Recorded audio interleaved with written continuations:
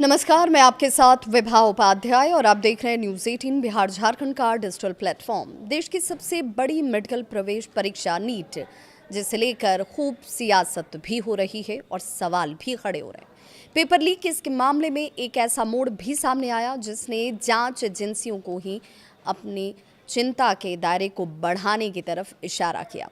अब तक सिर्फ पेपर लीक की बात हो रही थी, लेकिन अब जांच में एक हैंडराइटिंग गेस पेपर की एंट्री हो चुकी है। जी हाँ, ये हैंड रिटन गेस पेपर क्या है, इससे भी समझेंगे। दावे में कितनी सच्चाई है और इसके पीछे का आधार क्या है।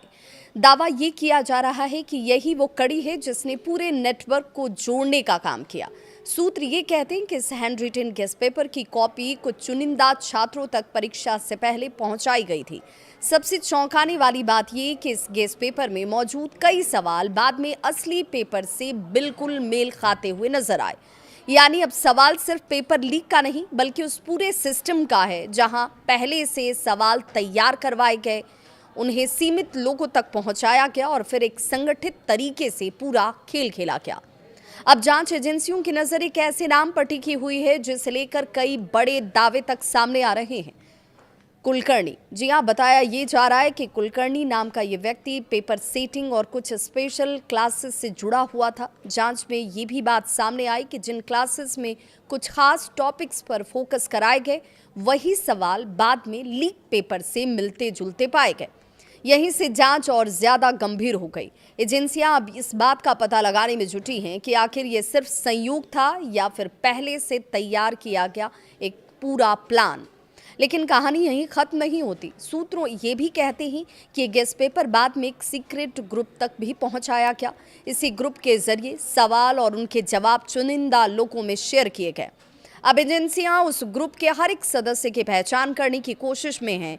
मोबाइल चैट्स हो, ऑनलाइन मैसेज हो, व्हाट्सएप और टेलीग्राम ग्रुप हो, हर डिजिटल लिंक को खंगाला जा रहा है।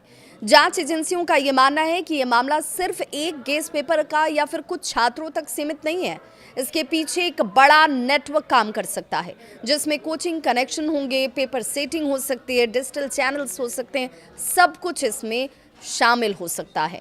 फिलहाल जांच लगातार आगे बढ़ रही है और हर दिन नए नाम सामने आ रहे हैं। हालांकि अभी तक किसी नई गिरफ्तारी की आधिकारिक पुष्टि तो नहीं है, लेकिन जांच का दायरा लगातार बढ़ रहा है।